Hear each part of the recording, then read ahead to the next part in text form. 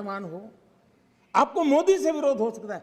Fit India movement, आपके राजनीतिक दलों के छोटे छोटे युवा मंच होते हैं, अगर हम सब ने मिलकर के अगर इस फिट इंडिया के द्वारा देश की युवा शक्ति को इस सामर्थ्य की तरफ आगे बढ़ने के लिए कहते, लेकिन उसका भी विरोध, उसका भी उपहास, यानी क्या हो गया है आपको मुझे समझ नहीं आ रहा है। और इसलिए मैं आज इसलिए कहता हूं आपको ध्यान में आए कि आप कहां खड़े हैं जी। और मैंने इतिहास बताया, 60 साल के लेकर 15 साल तक पूरा कालखंड, इतने राज्य, कोई आपको घुसने नहीं दे रहा है। माननीय अध्यक्ष जी, कभी कभी मैं ये विशेष बहुत प्यार से कह रहा हूं, नाराज मत हो जाना।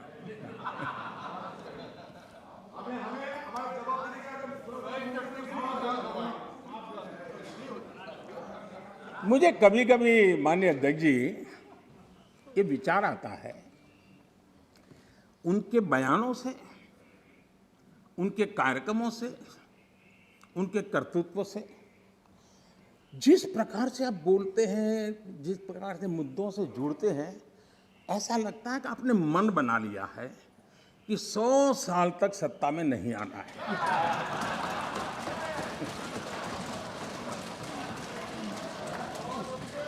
कोई ऐसा नहीं करता जी।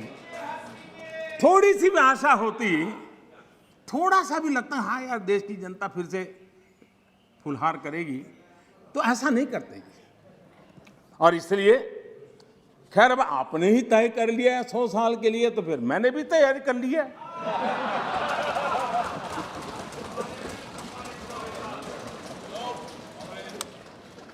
माननीय अध्यक्ष जी,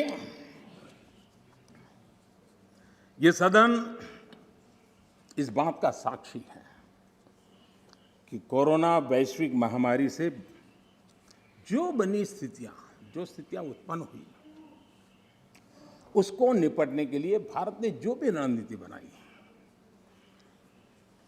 उसको लेकर के डे 1 से क्या क्या नहीं कहा गया, किस किसने क्या बोला, आज वो खुद देखेंगे तो उनको हैरानी हो जाएगी, ऐसा कैसे बुलवा लिया, किसने बुलवा लिया, पता नहीं क्या बोल दिए हम लोग।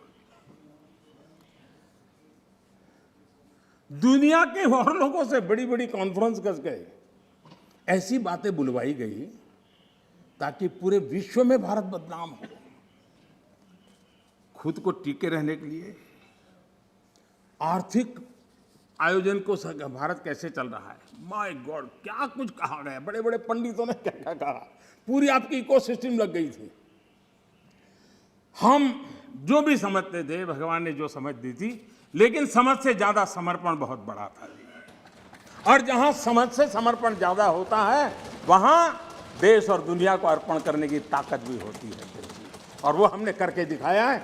और जिस रास्ते पर हम चले, आज विश्व के अर्थ जगत के सभी ज्ञाता इस बात को मानते हैं कि भारत ने जिस आर्थिक नीतियों को लेकर इस कोरोना कालखंड में अपने आप को आगे बढ़ाया, वो अपने आप में एक उदाहरणीय है। और अनुभव भी हम करते हैं, हमने देखा है।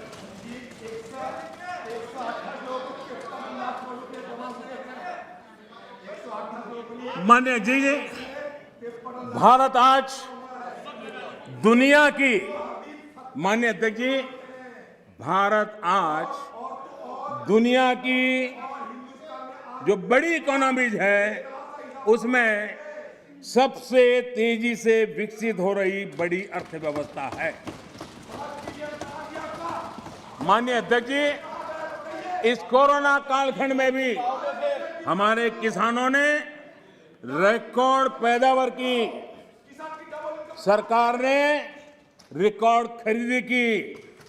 दुनिया के अनेक देशों में जहां खाने का संकट पैदा हुआ, और आपको पता होगा 100 साल पहले जो आपदा आई थी, उसके जो रिपोर्ट है उसमें ये बात कही गई है कि बीमारी से मरने वालों की जैसी तादाद है, वैसी भूख से मरने वालों की भी बड़ी तादाद है।